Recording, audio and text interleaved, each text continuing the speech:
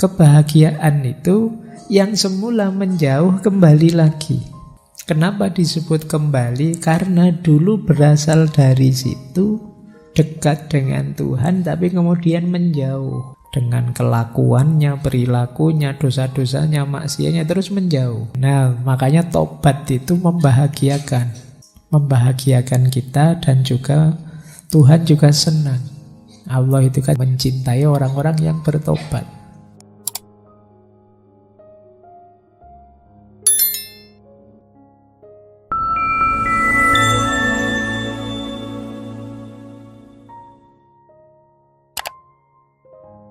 Assalamualaikum warahmatullahi wabarakatuh. Bismillahirrahmanirrahim. Apa sih kebahagiaan itu menurut Ar-Razi? Kebahagiaan yang sejati adalah kembalinya apa yang kemarin tersingkir, sekarang balik lagi. Itu bahagia. Maksudnya apa? Kebahagiaan itu ketika jiwa kembali pada hakikat dirinya yang sejati, yaitu Tuhan. Kenapa disebut kembali? Karena dulu berasal dari situ, dekat dengan Tuhan, tapi kemudian menjauh. Dengan kelakuannya, perilakunya, dosa-dosanya, maksiatnya terus menjauh. Kebahagiaan itu yang semula menjauh kembali lagi. Itulah puncaknya bahagia, kata Ar-Razi. Semula perjalanannya tambah jauh dengan Tuhan. Sekarang balik, tambah dekat, tambah dekat, tambah dekat. Dengan cara menaklukkan nafsu tadi. Ada titik baliknya. Nah, makanya tobat itu membahagiakan. Membahagiakan kita dan juga Tuhan juga senang.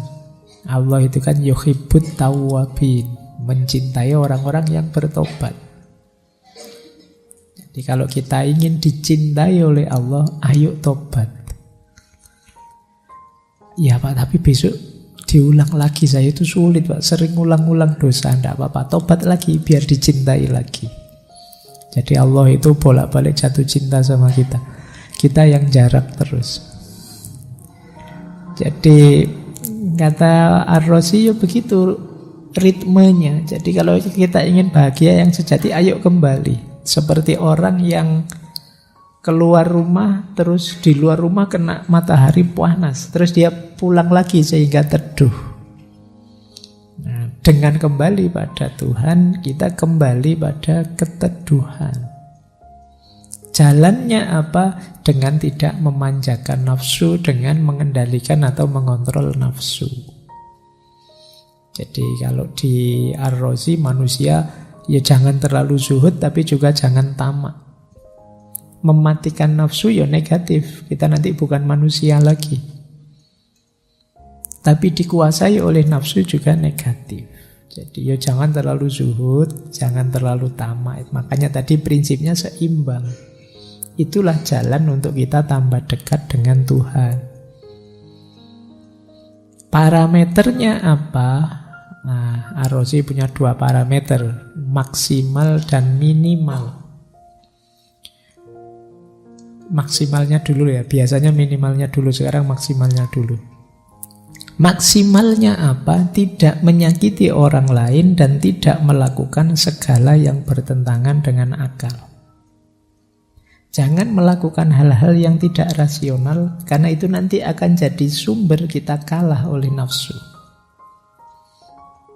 Jadi jangan dibiasakan hidup secara tidak rasional. Ya kan kita sehari-hari kan sering begitu, misalnya, kok kamu melakukan itu sih? Suka-suka aku dong. Nah, kalimat suka-suka itu menunjukkan tidak reflektif. Tidak dipikir dulu, sembrono. Bukan berarti salah. Tapi yang kalian lakukan itu tidak diawali dengan pertimbangan, dengan kesadaran rasional. Ini yang kalau tidak hati-hati bisa blunder. Makanya disebut parameter maksimalnya itu jangan melakukan yang tidak rasional. Berarti melakukan apapun sadari itu secara rasional. Ya termasuk dalam agama. Makanya tadi kata Ar-Razi, ya dipahami agamanya. Beragama bukan berarti berhenti berpikir. Jadi, sudahlah saya ikut Quran, sudah selesai, tidak perlu mikir lagi, tidak begitu rumusnya. Jadi, justru dengan kita mendayagunakan akal pikiran kita tambah mantap dalam beragama. Makanya, jangan melakukan segala yang bertentangan dengan akal. Kalau yang pertama tidak menyakiti orang lain, yaitu tentu saja. Karena menyakiti orang lain itu ya siap-siap, segala sesuatu ada sebab akibatnya. Jangan dikira menyakiti orang lain itu efeknya pada orang yang kita sakiti saja. Kita yang menyakiti pun nanti akan dapat efeknya. فَمَنْ يَعْمَلْ مِثْقَالَ ذَرَّةٍ خَيْرًا يَرَهُ وَمَنْ يَعْمَلْ مِثْقَالَ ذَرَّةٍ شَرًّا يَرَهُ. Makanya Nabi kan wanti-wanti bener, unsur akhoka dzaliman au madluman.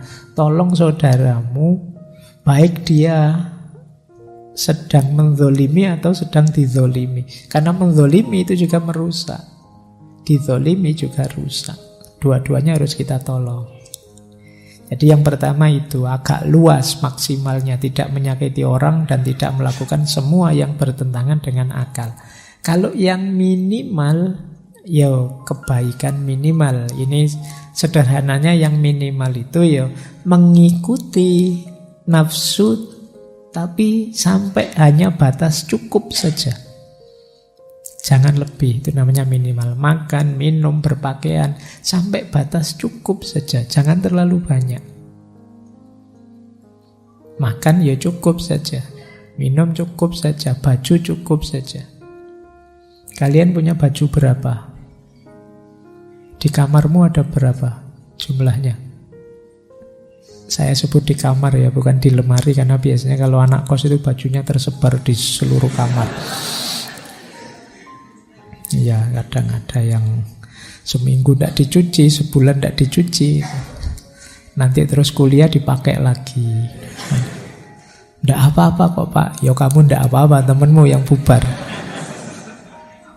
Oke ya, jadi itu minimalnya ya. Iya, penuhi hidupmu, kebutuhanmu sampai kadar cukup. Kalau kadarnya lebih akan menghancurkanmu, akan merusakmu. Makan itu kalau berlebihan kan hasilnya penyakit. Terlalu banyak nasi yo penyakit, terlalu banyak, bahkan terlalu banyak air putih pun ya penyakit. Apalagi minuman-minuman yang merusak, minuman-minuman yang macam-macam. Kayak untuk level nafsu, dorongan-dorongan fitrah alamiah, penuhi secukupnya. Makan, minum, kawin bahkan ya. Kawin ya secukupnya saja. Jangan overdosis. Dan syarat dan ketentuan berlaku ya, jangan ya nikah dulu, enggak boleh sebelum nikah nanti. Termasuk yang berlebihan kalau sebelum nikah itu ya. Jadi dulu pernah kita bahas itu di filsafat pernikahan. Inilah bahagia. Untuk nafsu alamiah penuhi secukupnya saja. Kemudian hiduplah secara rasional dan jangan menyakiti orang lain. Kalau 3 prinsip ini kita jalankan ya kita akan bahagia dalam hidup ini. Itu menurut pandangannya Ar-Razi. Baik, sekarang kita bahas lagi etikanya. Jadi saya bilang tadi beliau ini paling dikenal dalam aspek kedokteran. Banyak sekali teori-teori kedokteran yang beliau hasilkan. Ada satu kitabnya yang sangat terkenal, judulnya Al-Hawi Fit-Tib. Al-Hawi Fit-Tib itu disebut-sebut lebih terkenal dibandingkan tulisannya Ibnu Sina, Qanun Fittib. Al-Hawi Fittib itu ditulis dalam 25 jilid besar tentang kesehatan dan banyak dirujuk. Beliau yang punya banyak sekali teori macam-macam dalam dunia kedokteran. Nanti teman-teman boleh melihat apa saja teori-teori kedokteran, bahkan tentang stres, depresi, dan lain sebagainya. Termasuk ini yang banyak dirujuk juga, etika kedokteran. Bahkan beliau menulis kitab untuk orang yang tidak punya uang ke dokter. Jadi beliau nulis kitab yang judulnya Man la yahduruhut tabib. Jadi isinya pengobatan-pengobatan praktis untuk orang yang tidak mungkin ngundang dokter, tidak punya duit. Nah, itu menarik. Kemudian beliau juga nulis ketika beliau jadi dokter di Teheran, jadi menjalankan tugas di rumah sakit di Teheran saat itu, mengikuti perintahnya penguasa saat itu yaitu Mansur bin Ishaq. Beliau nulis kitab yang judulnya At-Tibbul Mansuri. Nah, kitab pengobatan zamannya Mansur bin Ishaq. Yang ini juga banyak dirujuk. Terkenal lagi beliau ini punya balai kesehatan, rumah sakit yang gratis. Jadi kalau berobat di tempatnya Ar-Razi ini gratis. Teman-teman tidak usah khawatir. Silakan ke sana.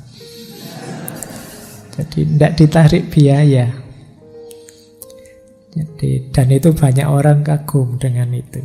Bahkan nanti di etika kedokteran ini coba dicek yang terakhir-terakhir itu, bila perlu orang berobat itu, misalnya opname pulang disangoni. Jadi diberi uang. Biar apa? Karena berobat itu mungkin jangka waktunya lama, menghabiskan biaya besar, jadi dia pulang sudah tidak punya apa-apa. Jadi diberi bekal pulang mungkin uang secukupnya untuk start up lagi dari awal. Jadi sampai segitunya beliau. Nah ini menarik. Coba nanti teman-teman kalau ada yang dokter mungkin ya bisa dibandingkan dengan konsep-konsep. Kita kan beberapa kali membahas etika kedokteran ini. Ini diambil dari kitab yang risalah yang judulnya Akhlak at-Tabib, yang ditahqiq oleh Syekh Abdul Latif Muhammad Al-Abd tadi yang saya sebutkan sebelumnya. Nah ini kalimat-kalimatnya menarik. Saya ambil tidak semua sih, beberapa yang menurut saya menarik. Misalnya begini, dokter bukanlah sosok manusia yang bisa mengobati semua penyakit pasien.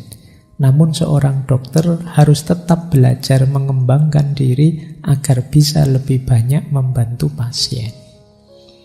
Dokter bukan Tuhan dan juga bukan yang serba bisa, tapi dia hendaknya selalu belajar biar kapasitasnya tambah lama tambah meningkat. Yang kedua, semua dokter harus senantiasa berbuat baik dan bermanfaat pada masyarakat sekitar, bahkan terhadap musuhnya sekalipun. Dokter harus tetap menunjukkan kemampuan terbaiknya. Jadi tidak boleh dokter itu, wah kamu musuhku tidak tak obati. Kamu ikut partai sana, saya kan partai sini, kamu tidak tak obati. Oh ini ambulannya partai sana ya, kalau kamu kecelakaan, oh kamu dari partai itu. Tidak tak bawa, ayo nyari ambulanmu sendiri misalnya, tidak begitu. Jadi tidak ada kawan lawan bagi seorang dokter. Siapapun yang dihadapi ya harus ditangani dengan kemampuan terbaiknya. Siapapun itu, meskipun sama mantannya yang kemarin ninggal pergi tidak bilang-bilang, ya tetap tidak boleh balas dendam. Terus dokter harus rendah hati, bertutur kata lembut, lemah lembut saat berkomunikasi dengan pasien, biar tidak menambah kecemasan, apalagi saat menyampaikan berita buruk. Kayak di sinetron-sinetron itu loh, kami sudah mengupayakan yang terbaik. Ya. Pokoknya kalau ada kalimat itu alamat innalillahi sudah. Biar pasiennya tidak kaget. Nah, selanjutnya menarik. Dokter harus berkomunikasi dengan pasien lebih intim secara pribadi. Tidak sekedar tentang penyakitnya. Ya siapa tahu dari info-info tentang hidup keseharian pasiennya dia, ketemu akar penyakitnya. Sehingga bisa ditemukan juga obatnya. Saya juga kadang-kadang susah kalau ketemu dokter yang pendiam. Masuk terus, sakit apa Pak? Pilek ya sudah, coba cek. Sudah, udah. Kita mau tanya juga bingung, saya juga tidak jelas penyakit saya apa. Nah, ya teman-teman jadi dokter yang lebih terbuka, lemah lembut saat berkomunikasi. Kemudian dokter harus selalu berusaha meyakinkan pasiennya tentang kemungkinan perbaikan kondisinya serta harapan dan efektivitas pengobatan. Ya kalau dokter jangan matakan harapan, waduh ini penyakitnya tidak ada obatnya Pak, sudahlah. Ya jangan begitu. Nah, ya kemarin yang kayak gini pasiennya sudah 3 Pak, meninggal semua misalnya, ya jangan begitu ya, dia patah harapan nanti. Ya tetap harus menanamkan optimisme. Kemudian dokter harus selalu ceria, menyemangati, menanamkan harapan kesembuhan. Nah ini yang saya sebut menarik tadi ya. Sebagai bagian dari perencanaan pemulangan, pasien diberi sejumlah uang untuk membantu memenuhi kebutuhan mendesak dan transisi mereka saat kembali ke masyarakat. Ya kalau memang situasinya memerlukan, sebenarnya ini juga perlu dipertimbangkan, karena kadang-kadang orang di rumah sakit lama apalagi itu sudah habis-habisan itu kehilangan banyak hal. Saya tidak tahu, mungkin ada tidak ya kebijakan seperti ini, nyangoni pasien yang sudah opname lama, yang sudah habis banyak. Oke, terakhir kalau ini menarik, dokter berserah diri, tawakal pada Allah setelah upaya maksimal dilakukan. Oke ya, ini yang membuat banyak orang kemudian iya ya, tapi dia katanya ateis, tidak mau Quran, tidak mau Nabi, tidak mau agama, tapi kok di banyak kitabnya yang lain isinya sangat religius. Sehingga mungkin memang perlu penelitian lebih jauh. Nah ini beberapa quote, ini mungkin bisa menginspirasi teman-teman. Ini masih tentang kesehatan. Bila bisa berobat secara medis dengan makanan, jangan gunakan obat-obatan. Bila bisa berobat dengan menggunakan obat sederhana, jangan menggunakan obat yang kompleks. Ambil obat yang biasa-biasa saja, simpel-simpel saja. Ya kalau teman-teman bisa nih Paramek, ya wis Paramek saja. Kalau obat level kita kan itu level kita itu kan paling obatnya seputar itu tuh ya Paramek, Antangin itu ya. Minyak angin, jenis itulah, enggak apa-apa. Jangan yang terlalu kompleks. Kalau yang sederhana sembuh, ngapain sih yang kompleks? Bahkan kalau hanya dengan makanan bisa sembuh, makanan saja, jangan obat. Jadi mungkin dengan mengkonsumsi ini, mengkonsumsi itu bisa meringankan penyakit, makanan saja. Kata Ar-Razi, ketika dokternya ahli dan pasiennya patuh, betapa singkatnya itu penyakit. Kalau kebalikannya, dokternya ndak ahli, pasiennya ngeyel, betapa lamanya kan begitu. Makanya teman-teman, paling tidak jadilah pasien yang patuh. Jangan dokteri dirinya sendiri. Kan banyak hari ini kan kamu mendiagnosis dokteri dirimu sendiri, ketika dokternya meresepkan apa, kamu bantah saja. Kok gitu tuh dok, di Google itu begini loh dok. Kamu. Oke, terus biarlah pengobatanmu terhadap penyakit yang baru mulai terjadi sedemikian rupa sehingga tidak menyebabkan kekuatan pasien melemah. Kalau mengobati di awal-awal itu ya kayak tadi ya, jangan membuat pasiennya putus asa. Diringankan bebannya biar dia masih punya harapan. Kemudian kalau ini agak panjang, kalau penyakit lebih kuat dari pasiennya, maka dokter tidak akan dapat menolongnya. Jika kekuatan pasien lebih besar dari kekuatan penyakitnya, maka dia tidak memerlukan dokter. Namun ketika keduanya setara, ia membutuhkan seorang dokter yang akan mendukung kekuatan pasien dan membantunya melawan penyakit. Jadi hakikatnya yang menyembuhkan penyakit itu kita sendiri. Kalau dokter itu hanya membantu kesembuhan. Jadi membantu mengefektifkan mekanisme tubuh kita sehingga bisa melawan penyakitnya. Kan sebenarnya itu hakikatnya. Jadi kalau penyakitnya jauh lebih kuat dari pasiennya, ya sulit dokternya nolong. Atau pasiennya jauh lebih kuat dari penyakitnya, ya tidak perlu dokter, dia sudah bisa ngatasi sendiri. Nah, kalau 50-50 itu baru perlu intervensi dokter biar pasiennya lebih kuat dari penyakitnya. Nah, ini mungkin teman-teman yang kedokteran bisa mendiskusikan quotes ini. Oke, nah ada satu isu lagi yang terkenal dari Ar-Razi, cuma ini agak misterius. Jadi Ar-Razi itu menarik karirnya. Ar-Razi itu di fase paling awal beliau ini tukang jualan intan. Kemudian beliau alih profesi jadi musisi. Ya. Jadi tukang main musik. Tapi terus tertarik dengan kimia, alkemi ini. Dan melakukan banyak percobaan. Akhirnya beliau sakit, sampai tadi saya bilang buta matanya. Karena sakit itulah bolak-balik ke dokter pengobatan.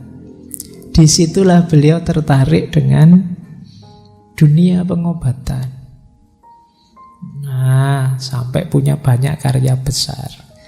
Nah, mungkin terus melihat wacana yang ramai dan viral banyak tentang filsafat, metafisika, dan lain sebagainya. Beberapa gurunya juga tentang ini. Akhirnya dia ikut gabung di diskusi-diskusi filsafat. Yang menarik, tulisan-tulisan beliau tentang alkemi, alkimia, ini yang terkenal sekali itu, banyak dirujuk orang. Jadi beliau punya 2 kitab tentang alkemi, yaitu kitab Al-Asror dan Sirrul Asror. Jadi alkimia itu kan masyhur sekali sebagai ilmu yang mengajarkan bagaimana mengubah logam-logam biasa jadi perak dan emas. Bahkan ada yang bilang sampai pasir bisa diubah jadi emas. Ini semacam ilmu rahasia. Zaman dulu dicari-cari orang jenis ilmu ini. Nah, Ar-Razi nulis Al-Asror dan Sirrul Asror itu dalam rangka ke sana. Jadi beliau nulis kitab itu isinya uraian sistematis, rasional, ilmiah tentang zat kimia, reaksi-reaksi, dan peralatannya. Yang tidak mistik. Banyak orang bahas alkimia itu di level mistiknya, tapi beliau di level ilmiahnya. Dan banyak orang yang yakin bahwa sebenarnya Ar-Razi sudah sampai di sana, sudah ngerti caranya. Itulah mengapa beliau pengobatan pun gratis saja, tidak masalah. Itu seolah-olah beliau bilang, aku tidak masalah kok meskipun tidak dibayar, karena kalau bikin emas sendiri saya bisa. Ada yang punya tesis seperti itu. Dan memang ada cerita begitu. Cuma memang orang yang ngerti ilmu ini itu kan orang yang langka dicari-cari. Bisa saja keselamatannya terancam. Sehingga yang ahli ini banyak menyembunyikan dirinya. Nah, ada cerita Ar-Razi ini. Jadi satu ketika beliau ini dipanggil oleh seorang jenderal, namanya Jenderal Sinjur, untuk diverifikasi apa benar beliau ini bisa alkemi yang mengubah logam jadi emas. Nah, kalau di cerita ini semua orang melihat, tapi Imam Ar-Razi ragu-ragu ini, kelihatannya agak bingung. Mungkin bingung ini dijawab apa adanya apa enggak. Akhirnya beliau milih kalimat seperti ini. Saya memahami alkemi dan saya sudah mempelajari sifat-sifat logam sejak lama. Tapi bagi saya masih belum jelas bagaimana seseorang dapat mentransmutasi emas dari tembaga. Meskipun penelitian para ilmuwan kuno telah dilakukan selama berabad-abad yang lalu, belum ada jawaban. Saya ragu apakah yang seperti itu mungkin. Ya ini ada yang bilang itu memang Ar-Razi ingin menyembunyikan dirinya saja, ada yang bilang ya memang belum ada ilmu yang seperti itu sampai hari ini. Jadi ini bidang yang agak misterius. Kalau bidang kimia sudah sangat berkembang, tapi yang jenis ini itu masih kontroversi, masih dianggap apa ya ada beneran apa enggak, masih banyak yang ragu-ragu. Terakhir ini saya kutip dari As-Sirat Al-Falsafiyah, jalan filosofis. Ini menarik di kitab ini ya. Ada kalimat ini ringkes pandangan beliau tentang yang saya jelaskan semua di depan tadi, termasuk kontroversi-kontroversinya. Jadi beliau bilang begini, singkatnya, ketika saya menulis buku ini, sejauh ini saya sudah menulis sekitar 200 buku dan artikel tentang berbagai aspek sains, filsafat, teologi, dan hikmah. Saya tidak pernah mengabdi pada raja manapun, baik sebagai militer atau pejabat. Dan saya tidak pernah berbincang dengan seorang raja. Hal itu tidak pernah melampaui tanggung jawab dan nasihat medis saya. Jika saya berbincang dengan seorang raja, hal itu tidak pernah melampaui tanggung jawab dan nasihat medis saya. Jadi kalau saya ketemu raja itu biasanya ya urusan kesehatan. Mereka yang mengenalku tahu bahwa aku tidak berlebihan dalam makan, minum, dan perilaku yang salah. Mengenai ketertarikanku pada sains, orang-orang mengetahuinya dengan baik dan pasti telah menyaksikan bagaimana aku mengabdikan seluruh hidupku pada sains sejak masa muda.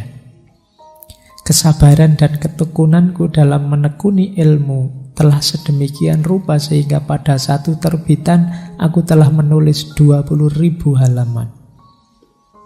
Bahkan saya menghabiskan 15 tahun hidup saya siang dan malam menulis kumpulan besar berjudul Al-Hawi Fit-Tib tadi. Pada saat itulah saya kehilangan penglihatan. Tangan saya lumpuh. Akibatnya saya tidak bisa membaca dan menulis. Meskipun demikian, saya tidak menyerah, namun terus membaca dan menulis dengan bantuan orang lain. Saya bisa saja membuat konsesi dengan lawan-lawan saya dan mengakui beberapa kekurangan saya.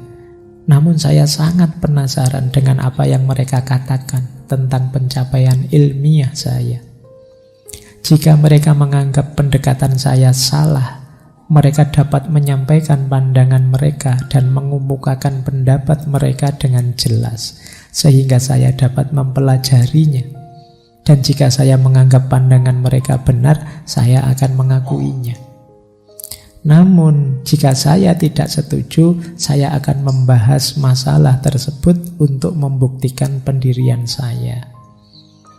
Jika hal ini tidak terjadi dan mereka hanya tidak setuju dengan pendekatan dan cara hidup saya akan menghargai mereka, hanya menggunakan pengetahuan tertulis saya dan berhenti mencampuri perilaku saya. Jadi ini kalimat-kalimat terakhir. Mungkin beliau tahu banyak yang mengkritik beliau, menyalah-nyalahkan, menyesat-nyesatkan beliau. Jadi beliau bilang, ya kalau ingin diskusi monggo, kalau memang terbukti saya salah, ya saya akui. Tapi kalau menurut saya bantahan mereka tidak lebih bagus dari pandangan saya, yo aku akan membahasnya ulang. Aku tunjukkan argumen-argumenku. Tapi kalau ini pun tidak mau, ya sudah, kita saling menghormati, menghargai saja. Dan tolong berhenti mencampuri perilaku saya. Jadi jangan usil dengan hidupku. Itu sederhananya itu kalimat ini. Kalimat ini bisa dicek di As-Sirat Al-Falsafiyah tentang beliau Syekh Abu Bakar Ar-Razi. Baik, sederhananya untuk teman-teman yang ngaji filsafat, kalau ada yang baik dan bergizi ambillah, kalau ada yang tidak cocok tinggallah. Kan sederhananya hanya itu. Ada banyak pelajaran, meskipun mungkin untuk konteks hari ini rasanya teman-teman sudah sering mendengarkan wacana-wacana seperti ini. Tapi pada zamannya ini luar biasa.